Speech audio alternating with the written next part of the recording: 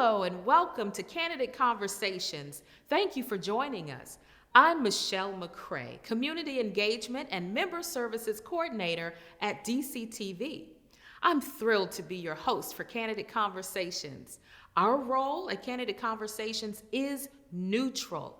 DCTV is a bipartisan nonprofit organization serving as a community convener. Our goal is to give the community an opportunity to get to know the candidates by allowing each to present their platform to the community. In this era of COVID-19, providing DC residents the opportunity to get to know the candidates from the safety and comfort of their television viewing location is more important than ever. Today, we have the pleasure of speaking with candidate Jeanne Lewis, running for the office of DC City Council at Large. Thank you for being here, candidate Lewis. So let's start. Our first question has to do with DC statehood. Should the District of Columbia become the 51st state? In your opinion, why or why not? I absolutely believe that the District of Columbia should become the 51st state. And we deserve to be the 51st state because we have 700,000 people living here who deserve fair representation in Congress. Not only that, everyone from around the country and other territories comes to Washington, D.C. to advocate for their rights on Capitol Hill, and we bear the brunt of that. We pay our police forces, our infrastructure. We take care of folks when they come to our home to advocate for themselves, and we deserve the exact same access. Thank you. Our community and our world are currently fighting a major pandemic. As a community leader, what would you do to address the range of issues caused by COVID-19? COVID-19 has brought trauma to the entire globe. And this is a global pandemic that I haven't experienced in my lifetime, and no one that I know has experienced in their lifetimes. And the range of issues is vast. So there are a wide number of things we need to look at as leaders and that I plan to do on the council. The first certainly is in our health infrastructure. I live in Ward 7, and east of the river, we have very little health infrastructure that allows people to be healthy and to weather the storm of a COVID-19 pandemic. And we see that in the disparities in the infection rate and unfortunately in the death rate. So I would certainly prioritize the building of the hospital that's slated to come to St. Elizabeth's campus and deep community engagement so that we not only have a hospital, but we have all the surrounding infrastructure, primary care, mental health care, maternal health care that's necessary for a healthy community.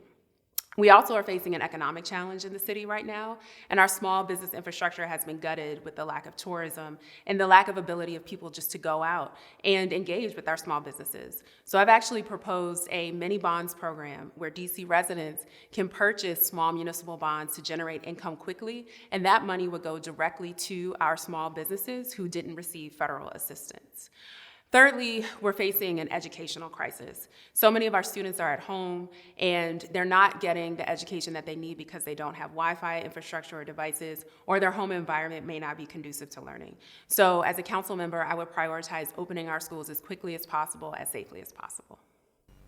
Thank you.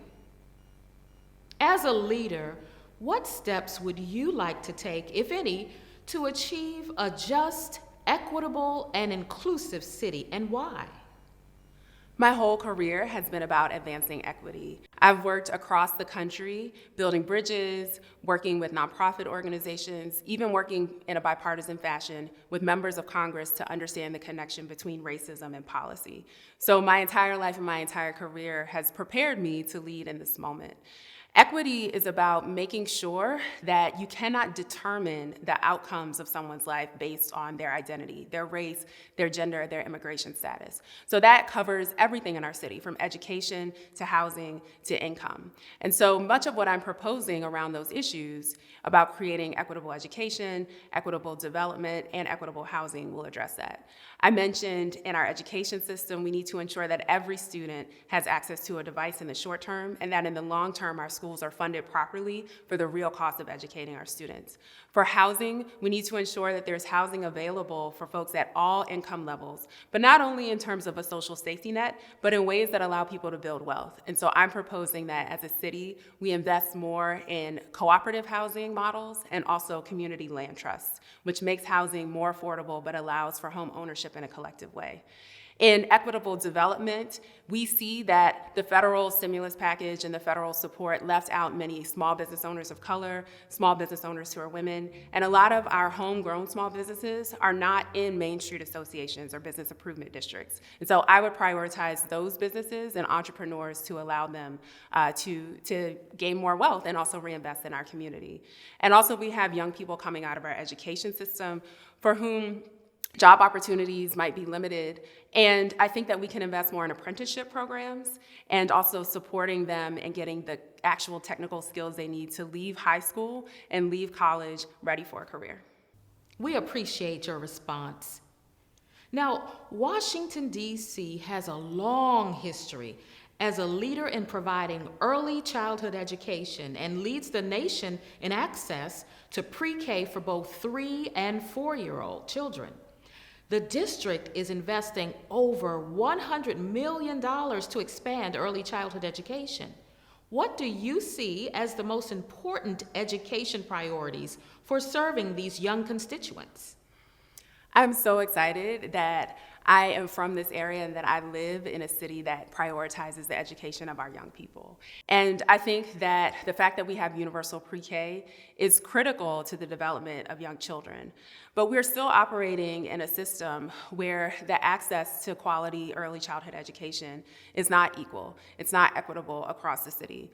So I do think as our city is growing, as families are growing, we need to expand and increase the level of access by having more places for young children to learn. We also need to pay close attention to make sure that the quality of early childhood education is consistent across the city. And especially right now, we need to think about this again in the short term and in the long term. In the short term, we have young learners at home who can't even read yet, who are trying to navigate Zoom rooms, and their parents are trying to help them, upload documents and engage online. And we know that in the long term, that's not realistic. So we need to make sure that not only do our young people and their families have access to the internet, but that we're supporting the parents and the adults who are supporting our young people in the short term. But in the long term, as a council member, I would not necessarily prioritize more early childhood education centers, but look at how we can improve the quality and ensure that quality is consistent across the city. Because options are not equitable if they're not consistent. Thanks so much for your answer. Now, Candidate Lewis, in the last few moments we have left, tell us what additional information would you like to share with Washington, D.C. residents about you? Well, I'm so excited to be on DC TV today and very excited to serve all of you on the City Council. Again, my name is Jeanne Lewis and I'm running as an independent for the at-large seat. And I'm running because it bothers me that our city in many ways is being siphoned away by legislative decisions for a temporary town instead of centering our home. I live in Ward 7. I go to church in Ward 1 at St. Augustine Parish, and I went to high school in Georgetown. And a lot of people will say these are different worlds. Right now, the decisions coming out of the Wilson building make that true, but it's all home to me. And I know that when we center decisions based on home, we make different decisions from the ones that we're making right now. I went away to college and worked all over the country, building bridges with people, helping to reform unjust systems, as I mentioned, working with Congress around race and policy. And now I work for a national organization that moves philanthropic grant dollars to social justice organizations.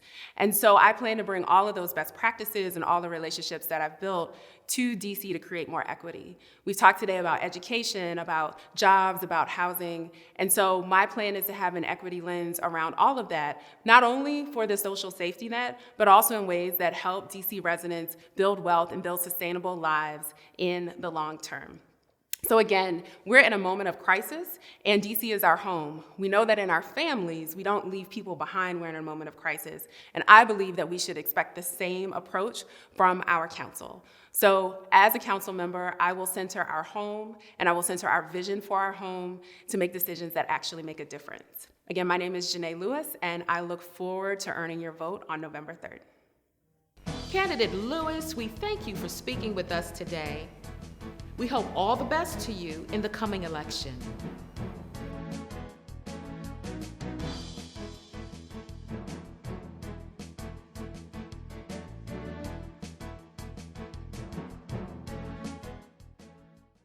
Wash your hands, avoid sick people and touching your face. There are everyday actions to help prevent the spread of respiratory diseases. Visit cdc.gov/COVID-19. Brought to you by the National Association of Broadcasters and this station. Texting is a great way to communicate, even for scammers. And it's pretty simple for them to steal your identity. If any bill collector contacts you, making demands or offering refunds by text message, wait. Don't share any of your personal information, such as account or social security numbers. Hang up and call the provider back with the number on your monthly bill to confirm any charges. Contact the Public Service Commission or the police to report scammers. Fight utility scams. The power is yours. When I was young, I was plagued by fear and self-pity. Drinking made me care less about my insecurities. My life was in shambles, and I was trying to figure out how to pick up the pieces. At first, I never drank on the job, but eventually I did. Removing alcohol wasn't enough. It left me depressed and lonely. That's where AA offered a solution. The people I met thought like me. For the first time in my life, I felt like I wasn't so crazy. I remember sitting in the AA meeting and thinking, I finally found a place where I belong. I never thought I could have made it through those hard times as the happy person I am today. AA not only keeps me sober, it helps me live a much better life. I found out I can do this thing, one day at a time. I've never been happier in my life. If you have a problem with alcohol, contact AA.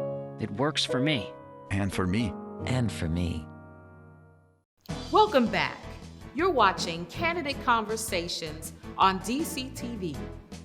Today we have the pleasure of speaking with candidate Will Merrifield, running for the office of DC Council at Large in the general election. Welcome and thank you for being here, candidate Merrifield. So let's start. Our first question has to do with DC statehood. Should the District of Columbia become the 51st state?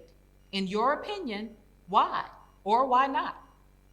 Absolutely. I think statehood's essential in order to do big things in Washington, D.C., to solve big problems, affordable housing, education, make the city more equitable. We need autonomy because we are going to need to transform unjust systems. In order to transform unjust systems, you need autonomy to do so. So Washington, D.C., being a state, having that autonomy is absolutely essential. Thank you. Our community and our world are currently fighting a major pandemic. As a community leader, what would you do to address the range of issues caused by COVID-19? Yeah, well, I mean, that's a great question. And I think, first of all, the most important thing to do around COVID-19 is to keep people safe and to, flatten the curve and get rid of this virus once and for all. A huge issue with COVID-19, I think, is one, education, and how are we going to gap the digital divide, make sure that students have the ability to distance learn. That, to me, is an essential part of dealing with this pandemic. And another essential part of dealing with this pandemic is how do we get our small businesses lifted up, back off the ground, get them back in business so that they can employ people. And then lastly, how are we going to put people back to work post-pandemic that are gonna be out of work, because of the pandemic. I've talked to a lot of small business owners, and what they've told me is we're gonna be able to get back on our feet, but we're gonna work with a skeleton crew, first of all, and people are gonna, not have jobs. So I believe that the district has to have a jobs program post-pandemic for people, getting people back to work, putting money in their pockets and recycling that money back into the economy so that our whole economy can be lifted up, and that'll help small businesses. And then I know I said lastly with small businesses, one other issue that is probably, the most, along with education, important issue this pandemic, we have to prevent a wave of evictions post-pandemic. So we're going to have to cancel rent obligations for people who are not able to work due to the pandemic. And this is going to be essential. We already had an affordable housing crisis in DC before the pandemic. Before running, I was a housing attorney at the Washington Legal Clinic for the Homeless. I represented tenant associations. So I know about the housing crunch that existed pre-pandemic. Now, the pandemic has exacerbated that. We cannot have a public health crisis with a wave of evictions, occurring during this pandemic. So we're going to have to cancel rent for people and keep people housed and in place. Thank you. As a leader, what steps would you like to take, if any, to achieve a just, equitable, and inclusive city, and why? Yeah, this to me is the centerpiece of my campaign. Like I told you before, I was an attorney with the Washington Legal Clinic for the Homeless before I ran. And my job at the legal clinic was to represent tenant associations going through large-scale development processes. So I have been on the front lines fighting with people to keep their communities intact and to stay housed through these large-scale redevelopment projects. In doing that, I've seen that way too often our local leaders are working directly with politically connected developers, giving away hundreds of millions of dollars of our taxpayer money and public land to build luxury units that working class Washingtonians cannot afford. It's causing mass displacement, it's driving up rents for everyone, and we're dealing with this horrific family homelessness crisis on the back end of it. So in order to make DC more equitable, I am proposing a specific plan to build truly affordable, mixed income housing that actually pays for itself. My model is based on proven models that work all around the world. It's called social housing. So I'm running on this social housing platform, building affordable housing from the ground up that's accessible to anyone paying 30% of their income in rent. The way social housing works is that the municipality, in this case, the District of Columbia, builds housing. Like I said, that housing is not means tested. It's open to anyone paying 30% of their income in rent. The higher rent earners, their rents subsidize the lower rent earners. And because we've essentially eliminated the profit motive, because a developer is no longer involved in this process, 100% of your rent is used productively. So your rent is invested back into the building. It covers the operating costs of the building. And at the end of the month, what would have been a profit for the developer turns into a surplus for the building. That surplus actually pays off the construction loans that were used to create the building. The other exciting thing about social housing when we talk about equity, so social housing is a way to get underneath the affordable housing crisis and solve it because it builds affordable housing from the ground up. The other exciting thing about social housing is that the ground floor retail in a social housing space, in a social housing building, would be these small businesses. So post-pandemic, we're gonna have to give our small businesses a shot in the arm. Before the pandemic, small businesses were being priced out of the district because, like tenants, rent is too high for small businesses. In a social housing building, small businesses would be paying a fraction of the rent that they pay right now, but that fraction of the rent would go a long way to cover the operating costs of the building. So again, this is the model that's very popular in other parts of the world. The only reason that it's not our housing policy in Washington, D.C. and in the United States in general is because of the influence that the real estate industry has on the development process, has on housing policy. We need to eliminate that influence, and we need to have a policy that's rational and sane, that pays for itself and gets us to a human right to housing. So that's what my social housing model does. So housing, one way to achieve equity. The other two big parts in equity, I believe, are a fair education system. I live in Deanwood, and when I talk to my neighbors, it's very important to them that their children are able to go to a good neighborhood public school, should they choose to send their children there. And I believe we need to reinvest in neighborhood public schools and communities that have been disinvested in.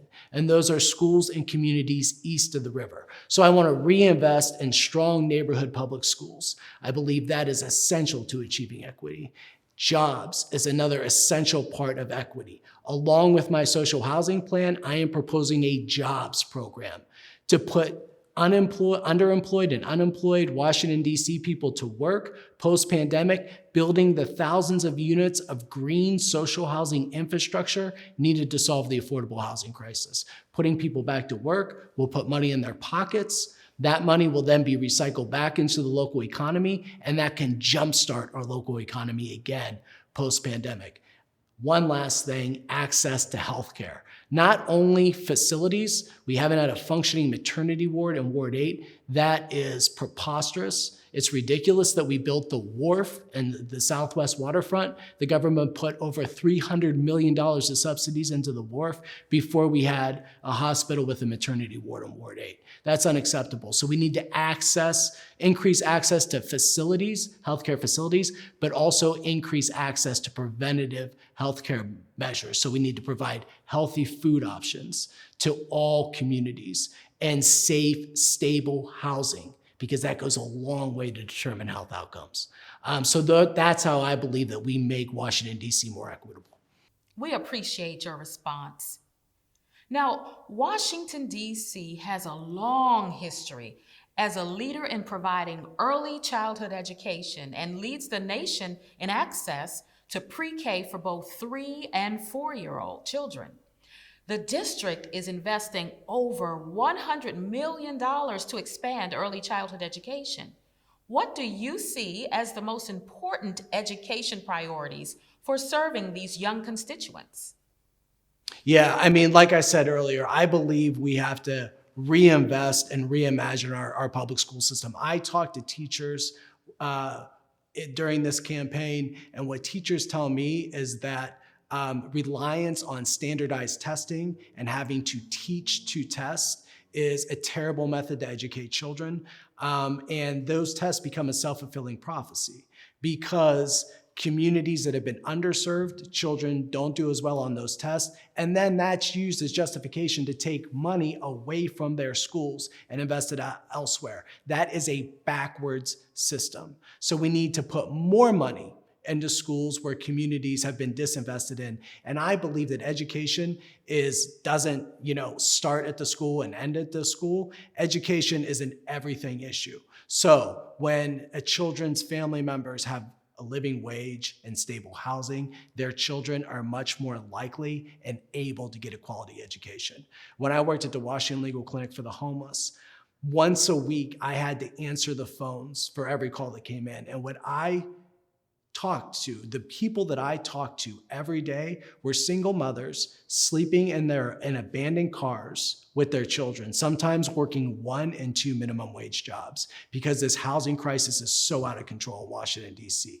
It is impossible for children to be able to have a functional education, be able to get an education, be able to go to school and function living in those circumstances. And we have way too many of our fellow Washingtonians in those circumstances right now. That has to be fixed. That has to be solved. Candidate Merrifield, in the last few moments that we have left, tell us what additional information would you like for Washington, D.C. residents to know about you? Well, just know that, I believe very strongly in creating a more equitable city. I am a person who is trying to get underneath problems and trying to solve problems. I'm an attorney. I've used my law degree since I graduated to be on the front lines with people, in solidarity with people going through the eviction process, in solidarity with tenants facing displacement through these large-scale redevelopment projects. I've picked fights with big, powerful people. I've organized with people on the ground, and we've been successful, and we've won a lot of those struggles. So if you elect me, what I'm gonna do is I am going to fight to use public resources for the public good to solve the big issues we have in Washington, D.C., because right now I believe that Washington, D.C. is two separate cities. It's deeply segregated.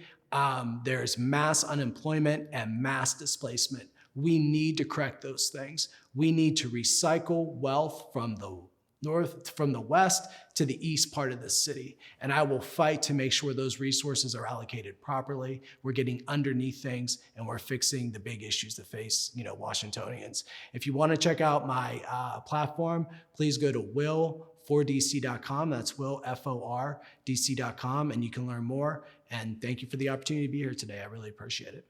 Well, that's all the time we have left, Candidate Merrifield. We certainly appreciate you being here with us, and we hope all the best to you in your run in the election.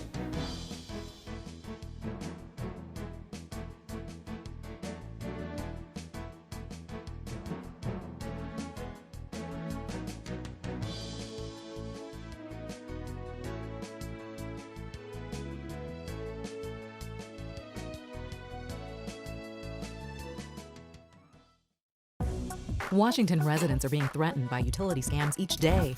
Utility companies typically don't show up at a home or business without an appointment, and they don't threaten to disconnect service without warning. I've been authorized to disable your gas for overdue payment.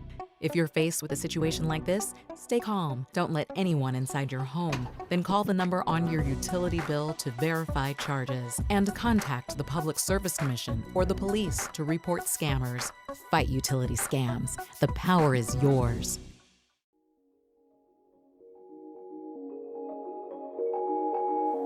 Hi, I'm Tarek Sadek, intern here at DCTV. The skills I'm learning with DCTV are preparing me for a career in media production. The knowledge I'm receiving is second to none. Normally, students don't receive this type of training, so I feel extremely lucky to have this opportunity to work with such a highly experienced crew. I'm learning how to manage a production, and I've learned how to work with the team. I have basic camera, gaffing, and editing skills, and I recently got my chance to edit together some original pieces for DCTV.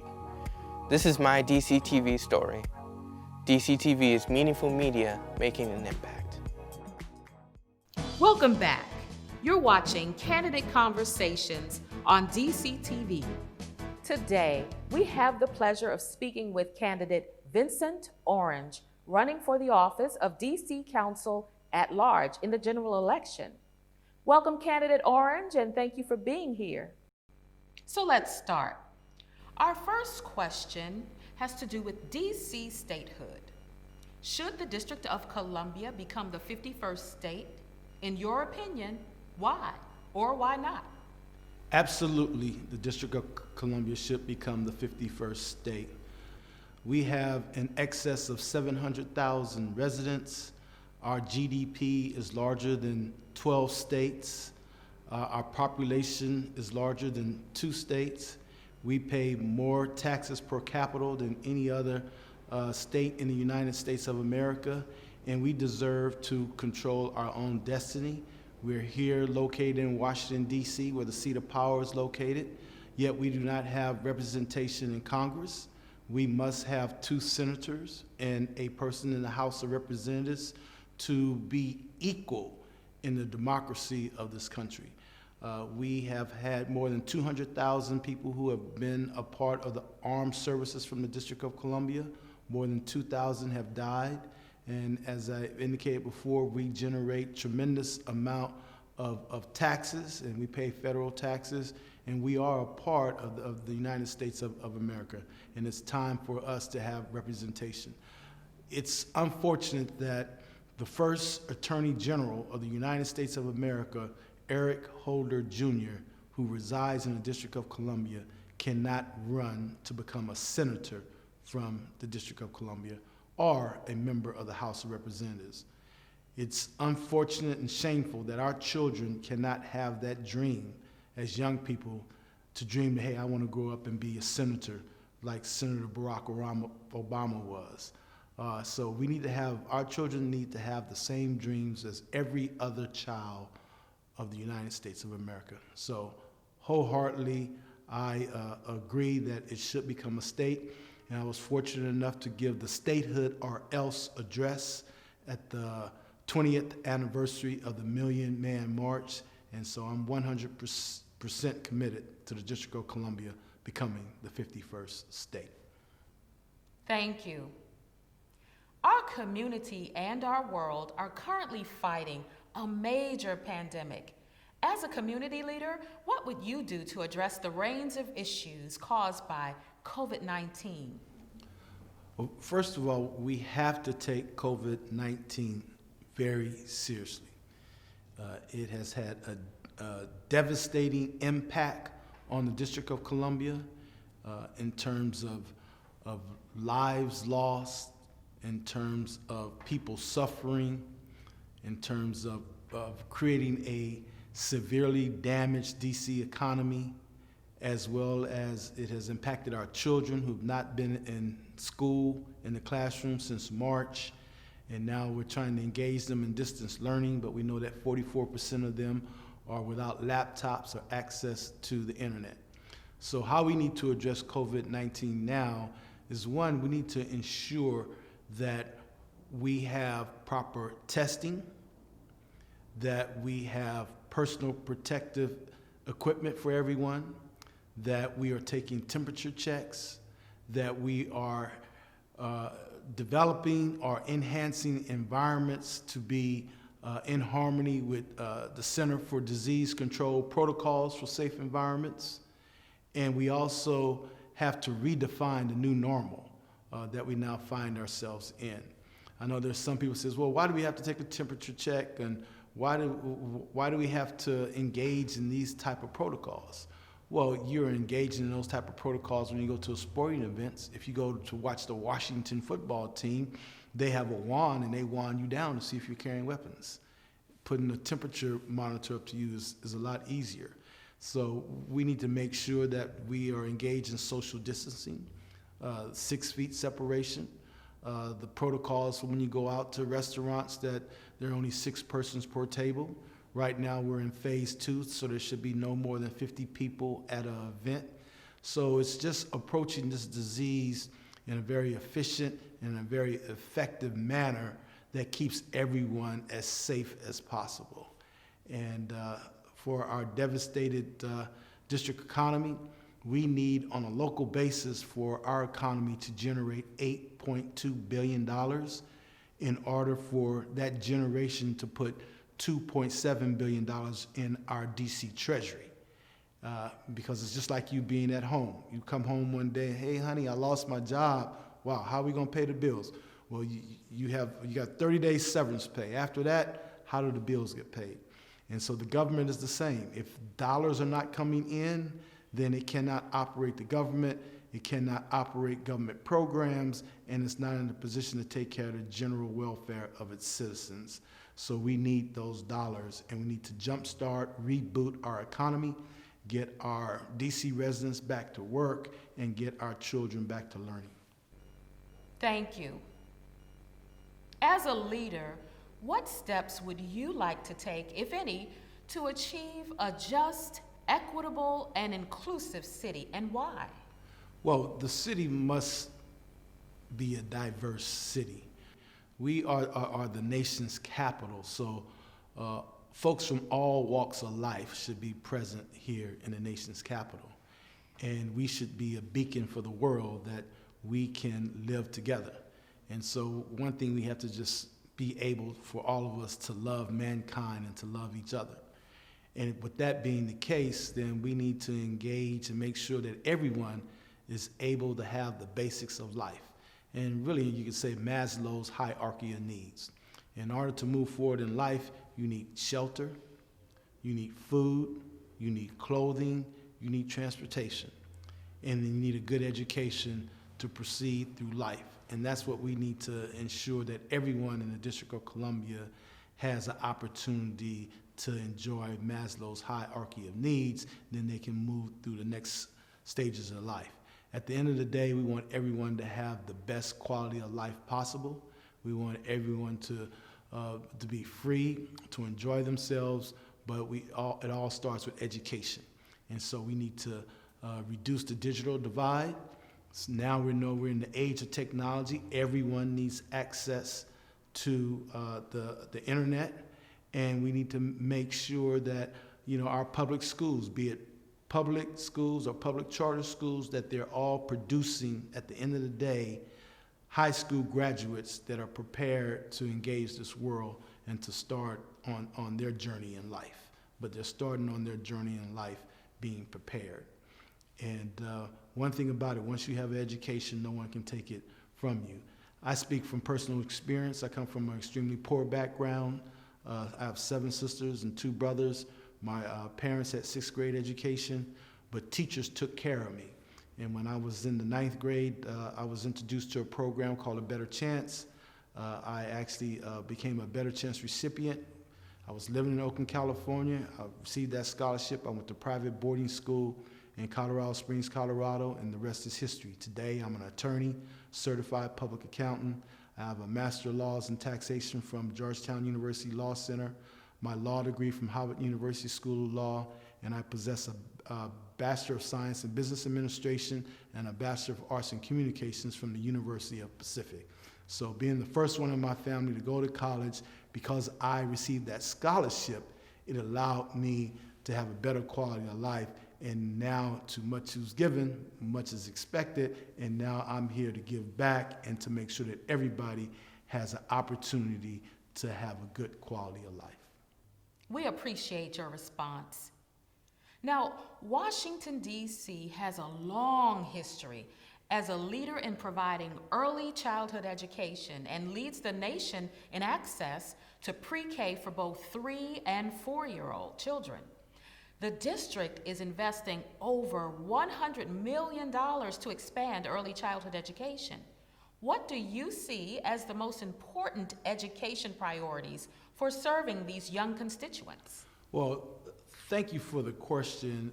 While we are a leader in gathering our young folks and making sure that they are enrolled in school, what we are not a leader in is making sure that those young children can make the transition from 3rd grade to 4th grade, and that is from elementary school to middle school.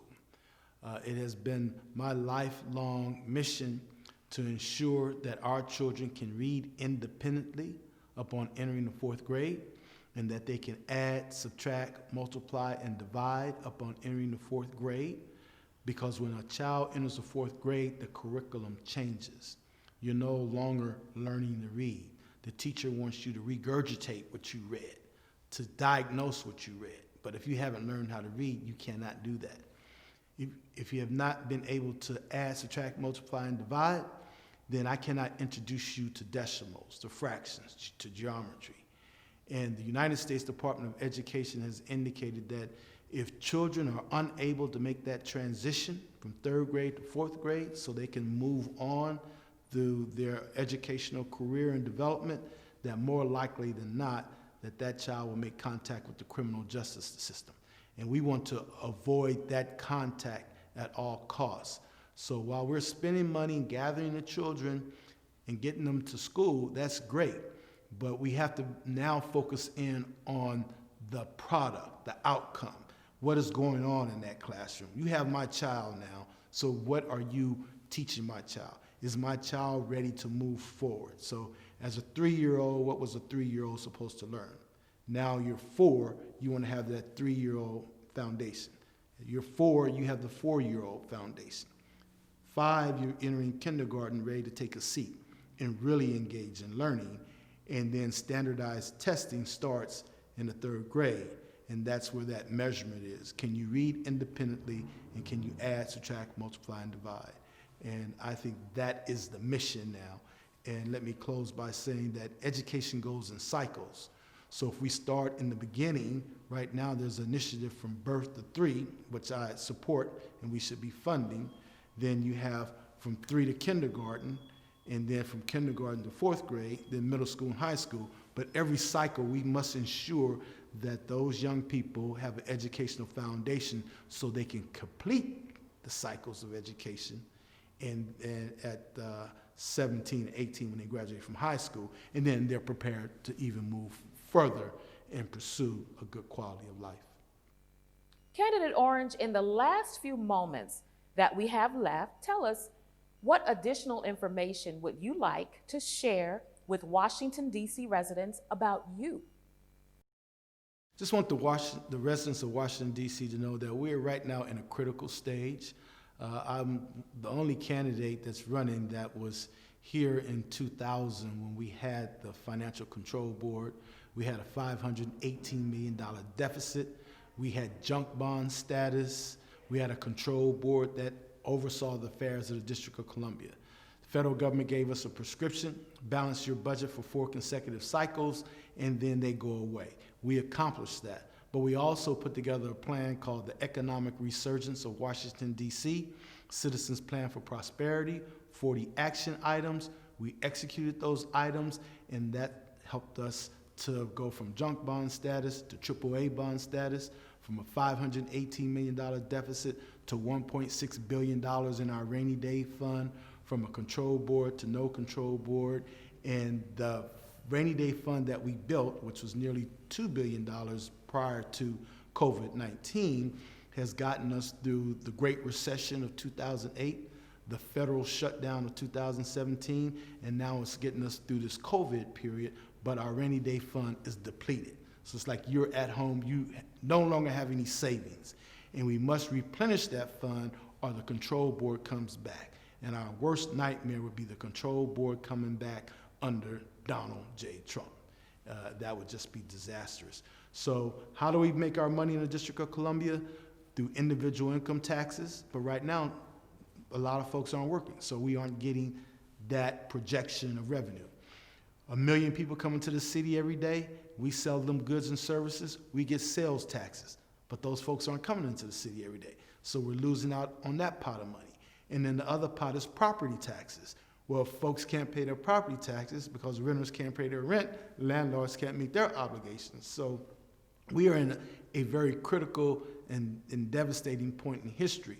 But if all of us working together, we can come back together, but we have to be wise. So that's the reason why I'm running, to provide mature, experienced leadership, institutional knowledge, and sound judgment to help us come back better and execute a plan that will not only work today, but a plan that will work for us in the future.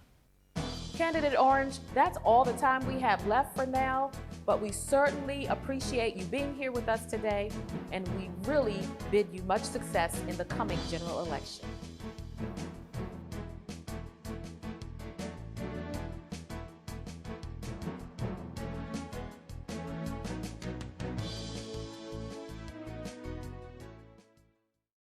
My life was in shambles, and I was trying to figure out how to pick up the pieces.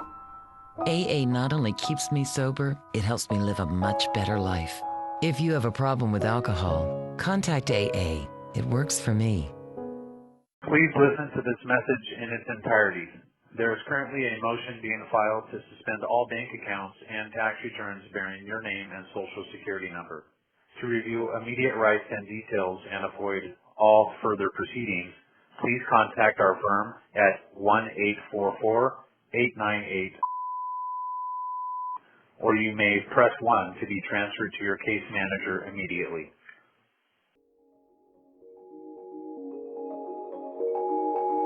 Hi, my name is Adrian Quinn. I'm a freelance camera operator, producer, and director. If it were not for DCTV, I would not be where I am today. A few years ago, I transitioned careers. I was referred to DCTV during that time as a place to just see if this was what I wanted to focus on and return to school to study. I was fortunate to build a foundation of skills through the classes, state-of-the-art equipment, and volunteer experiences. Now, I am making a living doing what I love.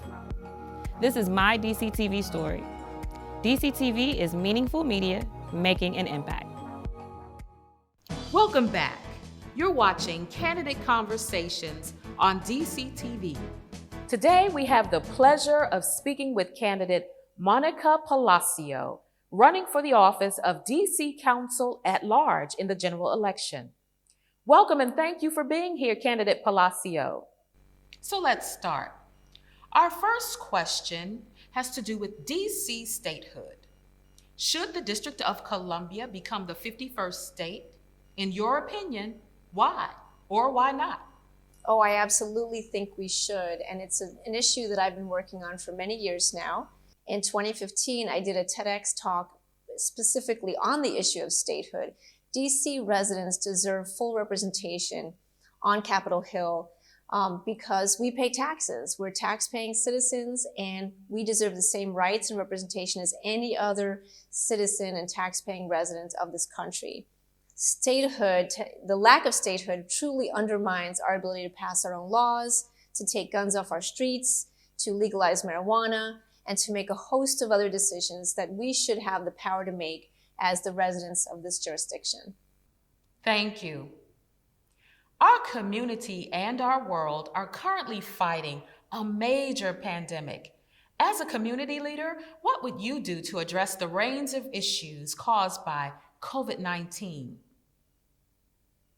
Well, I would draw on my experience working in the district government for 8.5 years. I served as director of the Office of Human Rights under Mayor Vincent Gray and Mayor Muriel Bowser, directing the agency that investigated our civil rights discrimination cases in the city. But this gave me x-ray vision into how 70 other district agencies worked. So I bring that experience in order to address public safety issues, housing issues, and education issues. This election fundamentally is about saving lives and protecting families because of COVID-19 and the inequality that's been exposed by COVID-19.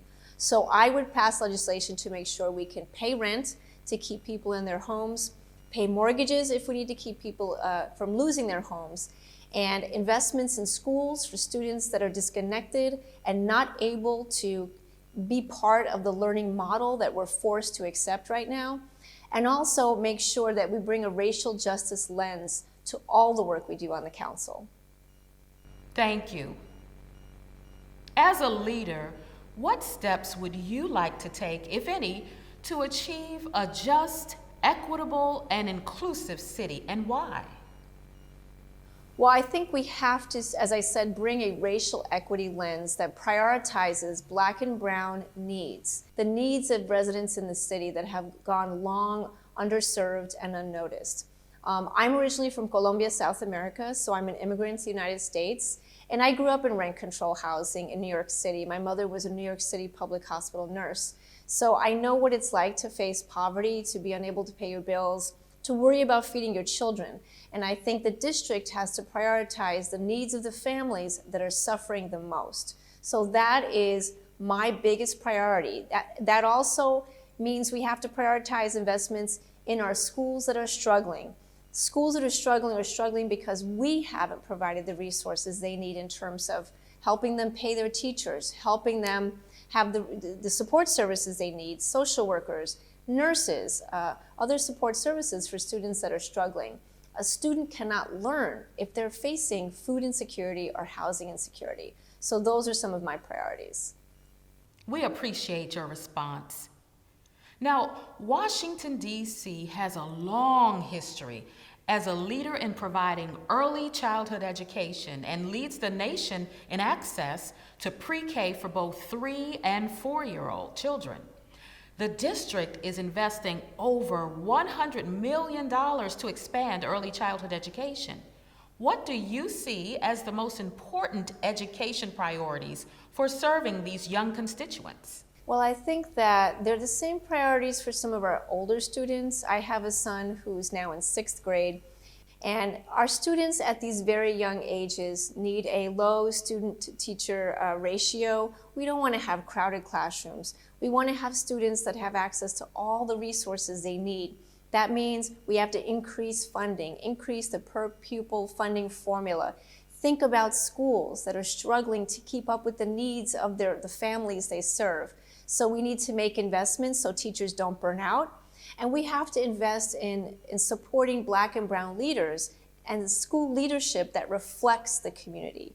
I'm concerned that gentrification has caused more and more polarization in schools, in neighborhoods, where you have families fighting for the attention of the principal or the school leaders because they want to prioritize the agenda for the school.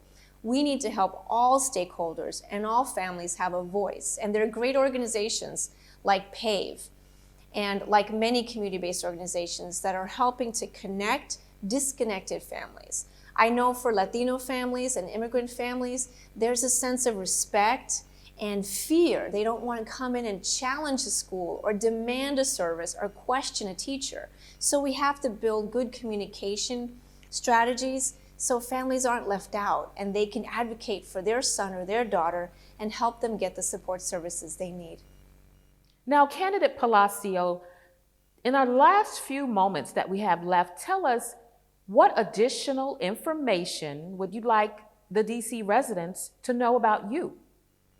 Well, I'm often asked, in a crowded field, what sets you apart? And for the first time in history, we have a Latina, a woman immigrant running for the DC Council. And 9 out of 10 people are shocked by that fact.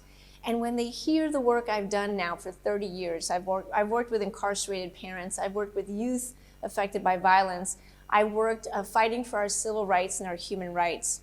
And I've worked with our most vulnerable communities, the LGBTQ communities, with low-income families. I've worked with faith minority groups, with the Muslim community. I have put myself in every corner of the city to serve our residents now for almost 30 years. So that's why I'd like people to know, that my platform is not going to be either pro-development or progressive, and I think the word progressive has been co-opted in this election cycle, but I'm pro-civil rights and human rights. I think that every human being deserves respect, dignity, and access to the services that our district government has. Candidate Palacio, that's all the time we have for now. We certainly enjoyed speaking with you, and we hope all the best to you in your run for the election.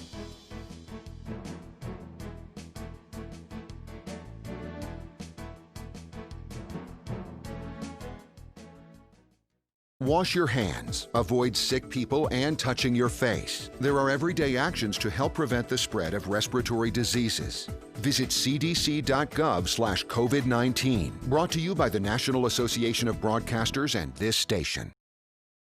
I'm interested in doing television, learning how to do screen work, editing. To try to make documentaries that focus in on homeless people's plight. I mean, I've learned a lot, so much since I've been here. I received a lot of hands-on training. I learned how to work the camera. Learn how to, produce a short film. Learn how to work the lights, the camera. I learned how to come up with ideas and working with others, and editing was my favorite part. I think going out in the field and actually filming was the best part for me. I just love the filming business. I want to do my own show. It was a great and rewarding experience. Very rewarding for me. I would tell them go for it, because this is a good program. DC TV is the place to be.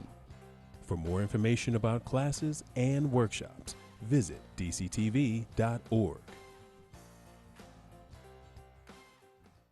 Welcome back. You're watching Candidate Conversations on DC TV. Today, we have the pleasure of speaking with candidate Marya Pickering, running for the office of DC City Council at large in the general election. Welcome and thank you for being here, candidate Pickering. Our first question is on the topic of DC statehood. Should the District of Columbia become the 51st state? In your opinion, why or why not? No, because we are a constitutionally mandated federal district, and as such, we ought to remain a constitutionally mandated federal district. Thank you. Our community and our world are currently fighting a major pandemic. As a community leader, what would you do to address the range of issues caused by COVID-19? Well, from a health perspective, I think we need to take a common sense approach and look at what is medically the best thing to do for our vulnerable communities. We know that the most vulnerable people have been older people, with underlying conditions. These are the people that ought to be taken care of and that ought to be quarantined and isolated. Everybody else should take reasonable precautions, and we should try to get back to work and get our students back to school as soon as possible. Our small businesses are suffering, and our students, particularly special needs students and students from underserved communities and younger students, are suffering because those are the ages where they really need hands-on instruction in the classroom. So I think taking care of our most vulnerable citizens, of course, is priority one, but also taking care of the rest of the community in terms of getting our service economy back up and running and getting our schools back up and running are important priorities. Thank you. As a leader, what steps would you like to take, if any, to achieve a just, equitable, and inclusive city, and why? Well, I'm an immigrant and a refugee. I grew up in poverty, and I know from my own experience that an education is everyone's ticket to a better life. It worked for Dr. Ben Carson. It worked for our hometown hero, Frederick Douglass. It worked for Nellie Galan. It worked for me and for many other people. So I think our priority should be to educate our children to lead productive and fulfilling lives. Unfortunately, under the past half century of corrupt one-party rule, our citizens have been shortchanged and are not receiving a good return on their educational investment. In fact, according to recent Department of Education statistics, only 23% of our 8th graders can do math and read at grade level. We have a 62% high school graduation rate, which I think is appalling. We also have a high teacher turnover rate and a high dropout rate. So I believe that paying attention to our schools and having reasonable goals of a 90% high school graduation rate and 100% literacy at every grade level from K to 12 would be a good step in the right direction. Also, having a career and technical education track that is strong and that provides those students who do not choose to go on to 2 or 4 year institutions with the skill set that they need to graduate from high school and be able to work in jobs that will help them earn a good living. We appreciate your response. Now, Washington, D.C. has a long history as a leader in providing early childhood education and leads the nation in access to pre-K for both 3 and 4-year-old children. The district is investing over $100 million to expand early childhood education. What do you see as the most important education priorities for serving these young constituents? Well, as a mother and as a citizen who wants to have the best educational opportunities for all of our children, I think this is a very important age group. If you ask doctors, they'll tell you that it's during this period from birth until 5 years old that the child's brain develops most, and so early childhood education is extremely important, and I think we ought to do what is reasonable and implement common sense measures to provide children at this age range with a good solid foundation so that when they get into grades K through 12, they can perform appropriately at grade level. I think we need to look at our whole educational curriculum as in total and try to work the early childhood piece in so that it's a good starting point. But as I've discussed just recently, our public school system is not performing to expectations. And so that's why I think we need to take sort of a total systems approach to education, with certainly early childhood being the important first step.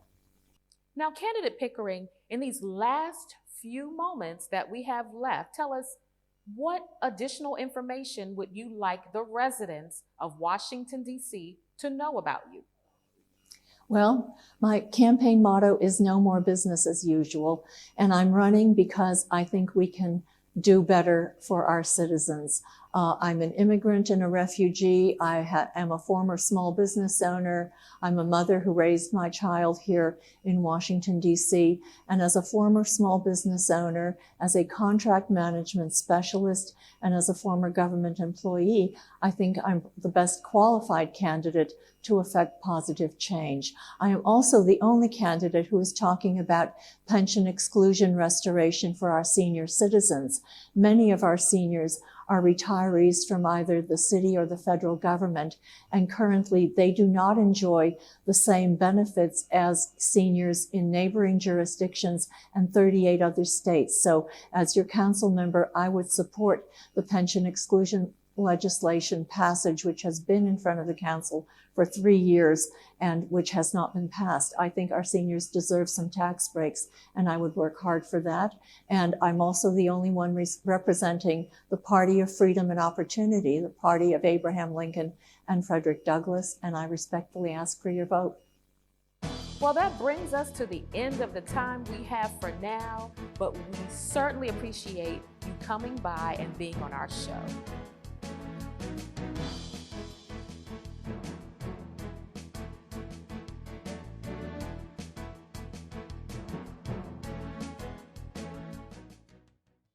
My client was waiting for me to post the final draft for this project online. Then the phone buzzed. The person told me I had 45 minutes to pay up or my electricity would be cut off. No electricity, no internet. They told me to get one of those prepaid credit cards, so I did it. If you receive a call threatening to disconnect a utility service, stop. Hang up and call the provider back using the number on your bill to verify, and contact the Public Service Commission or the police to report scammers. Fight utility scams. The power is yours. When I was young, I was plagued by fear and self-pity. My life was in shambles. At first, I never drank on the job, but eventually I did. Removing alcohol wasn't enough. It left me depressed. That's where AA offered a solution. I remember sitting in the AA meeting and thinking, I finally found a place where I belong. AA not only keeps me sober, it helps me live a much better life. If you have a problem with alcohol, contact AA. It works for me. And for me. And for me. Welcome back. You're watching Candidate Conversations on DCTV. Today, we have the pleasure of speaking with candidate Michangelo Scruggs, running for the office of DC City Council at large in the general election. Welcome, candidate Scruggs, and thank you for being here. So let's start. Our first question has to do with DC statehood. Should the District of Columbia become the 51st state? In your opinion, why or why not? Absolutely, DC should become the 51st state. We have operated as a state for many, many years, and it's time to take the training wheels off. You know, I believe that we'll be able to stand alone as a state, and we'll be able to receive the same subsidies from the government, as well as have the other amenities and privileges of being a state. It's time, and it's time for our people to be to have representation in Congress. Our community and our world are currently fighting a major pandemic. As a community leader, what would you do to address the range of issues caused by COVID-19? Okay. Well, first of all, I serve on the front line as a physician in this COVID fight. The one thing that I keep hearing the community say, that keep hearing the citizens say is, you know, we want to be able to stay in our homes. We want to be able to put food on our table. We want to be able to work. So I would work to create more jobs and create workforce development around that. I would extend the moratorium on evictions for between 12 to 18 months to give people time that once they are able to get back to work to be able to stay in their homes. It's unfair to expect people to just be able to, a switch comes on and they're able to jump back into paying bills and stuff, okay? I would also continue to find ways to restore the quality of life that DC citizens received prior to COVID-19. So I would work to ensure that we have more community investment funding and those sort of things that are going to get us back on track to where we need to be. As a leader, what steps would you like to take, if any, to achieve a just, equitable, and inclusive city, and why? Okay. First of all, I will listen to the people. Okay. The people, the citizens of the District of Columbia, you have a voice, and people need to listen to your voice. What I would do is ensure that I am meeting the needs of every DC citizen. And the needs are different. The needs differ for many different people, but I will make sure in the areas of healthcare, education, public safety, citizen engagement, housing, caring for our elders, and caring for our youth are certainly going to be priorities that I'm going to ensure that we are astute in, so that we can make sure that DC is a place where every citizen feels a part and that DC works for all of us. We appreciate your response. Now, Washington, D.C. has a long history as a leader in providing early childhood education and leads the nation in access to pre-K for both 3- and 4-year-old children. The district is investing over $100 million to expand early childhood education. What do you see as the most important education priorities for serving these young constituents? Well, first of all, I see education as building blocks. So we need to, as soon as a child starts to show their development, that's when we need to start our educational process. And we need to start with building blocks. We need to start in our homes, and as well as in schools that are pre-K or programs that are pre-K, so that we can start the stages of development early, the building blocks to being able to excel in education from an early age. Other countries do this. Other countries start by the time you're walking, time you're talking, you're being educated, and we need to do the same. Candidate Scruggs, in the last few moments that we have, tell us what additional information would you like Washington, D.C. residents to know about you? I'd like Washington, D.C. citizens to know that I am seeking the privilege, because it's a privilege to serve you. It is not a right of anyone to serve you based on qualifications or anything else. I'm not seeking the privilege based on self-elevation, gratification, or preservation. I'm seeking to meet your needs, whatever those needs are. And I'm in the community. I walk through the community. I work in the communities. So I see what people say they need, and I see what people tell me that they need, and I am here to work for you. That brings us to the end of the time we have for now, but we certainly enjoy speaking with you. All the best in the coming election.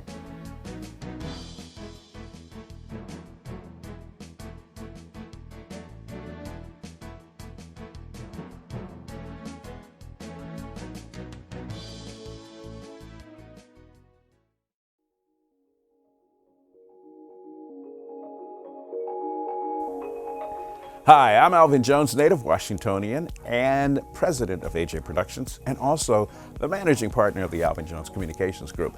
You may know me from my work at Black Entertainment Television as the Unseen VJ, News Channel 8, Planet Vehicle, Planet Jazz, The Quiet Storm on WHUR, Sirius XM, and C-SPAN. But what you may not know is that I got my start in media communications right here at DCTV as a member. DCTV has been serving the DC community for more than 3 decades by preparing members throughout this region for careers in media, whether it be in front of or behind the camera. And also the education training program is comprehensive, and you can even gain access to the equipment and the resources that a creative person needs to bring a vision to a production reality.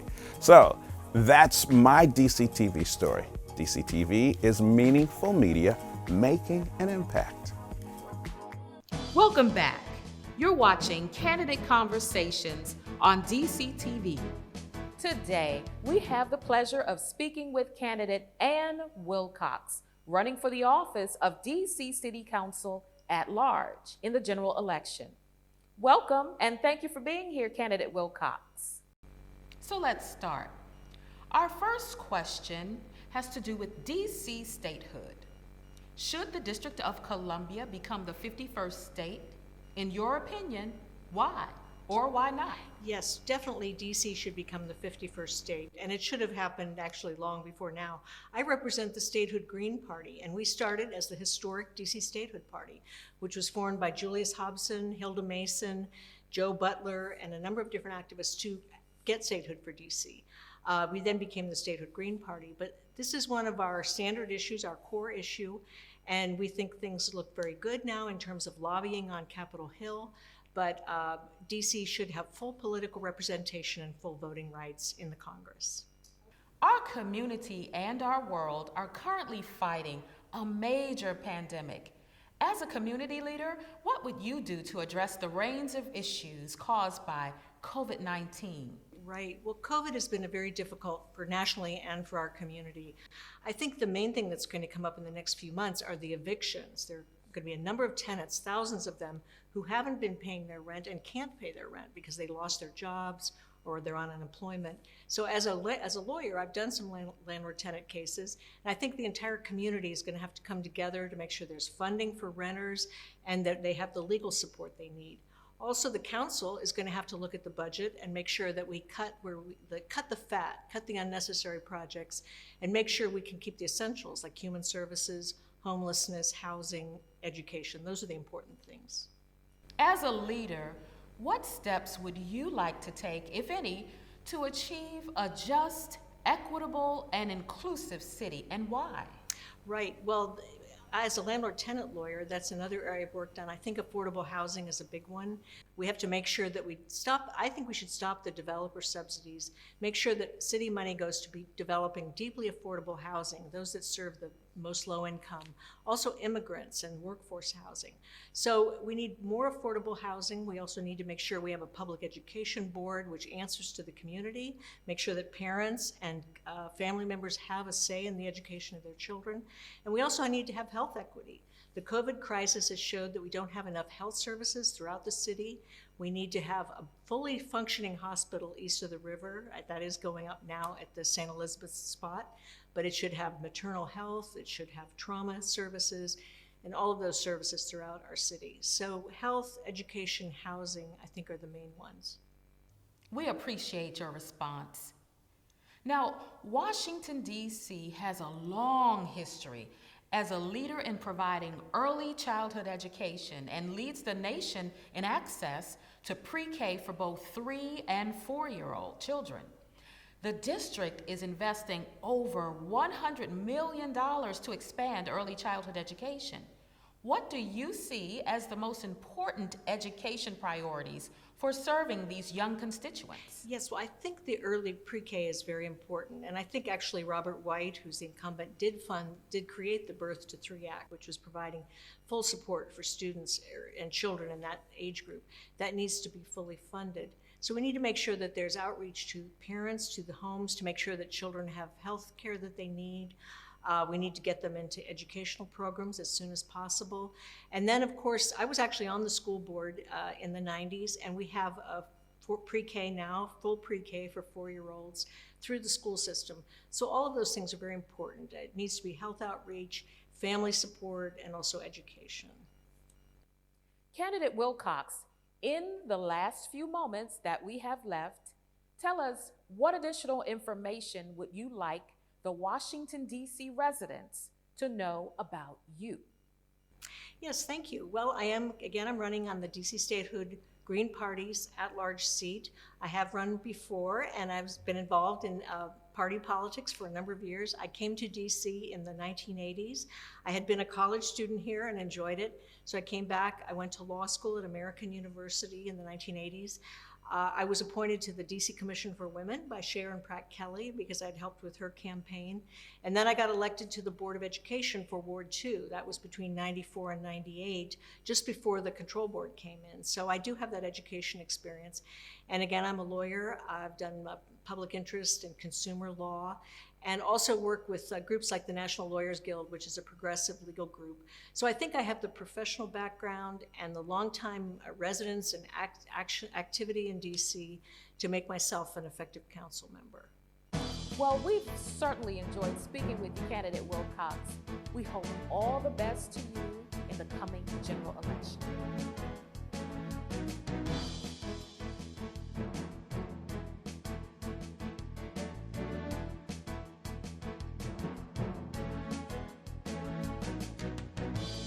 We hope you found candidate conversations both informative and engaging. On behalf of DCTV, we thank you for watching.